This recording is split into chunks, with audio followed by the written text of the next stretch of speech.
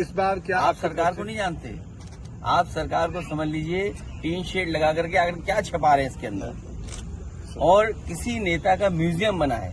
ये चाहते हैं कि इनके भी जो महापुरुष हैं उनका भी सम्मान नहीं हो समय आने पर।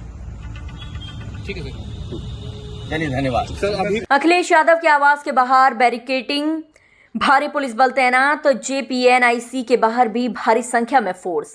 सपा अध्यक्ष अखिलेश यादव के आवास पर घेराबंदी कर दी गई है। बता दें कि जेपीएनआईसी सेंटर कार्यक्रम होने वाला है और जयप्रकाश नारायण जयंती पर जो माल्यार्पण कार्यक्रम होना है उसके लिए अखिलेश यादव जाने वाले हैं। कल रात से ही जेपीएनआईसी सेंटर के पास बहुत हंगामा हो रहा है, क्योंकि जेपीएनआईसी सेंटर के आसपास चारों ओर टीन की शेड लगा दी गई है और आज अखिलेश यादव माल्यार्पण करने के लिए जाने वाले हैं। उसके पहले ही अखिलेश यादव के आवास बाहर बैरिकेडिंग कर दी गई है। बैरिकेडिंग लगाकर पुलिस ने रास्ते को बंद कर दिया है। जेपीएनआईसी के बाहर भी भारी संख्या में पुलिस फोर्स लगी है। अखिलेश के आवास से जेपीएनआईसी तक भारी पुलिस फोर्स है। समाजवादी पार्टी कार्यालय के बाहर भी बैरिकेडिंग लगी है। 3 लेयर की बैरिकेडिंग लगाकर नेताओं को रोका जाएगा। 10:30 बजे अखिलेश का जेपीएनआईसी सेंटर जाने का कार्यक्रम है। जयप्रकाश नारायण जयंती पर माल्यार्पण अखिलेश करेंगे। पिछले साल अखिलेश दीवार फांद कर जेपीएनआईसी में गए थे।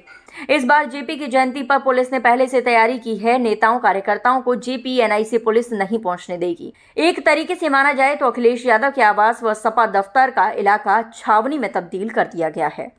ये 3 शेड लगा करके सरकार कुछ तो छिपाना चाहती होगी।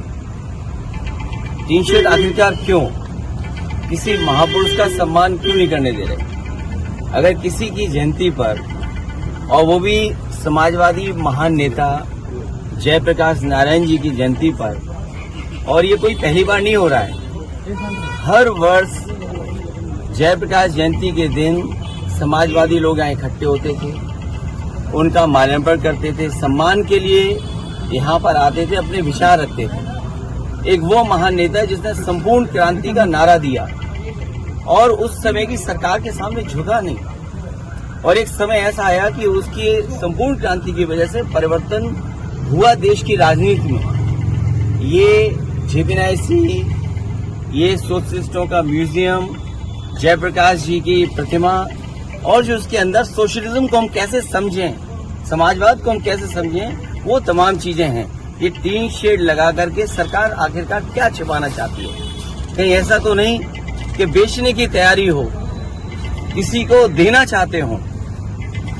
काम को रोकना, काम को बिगाड़ना और फिर काम का बर्बाद कर देना, और फिर ये लिख देना पेंटर बेचारा बैठा हुआ है, उसे केवल पैसा दिया होगा इस बात को लिखने के लिए कि निर्माणाधीन है।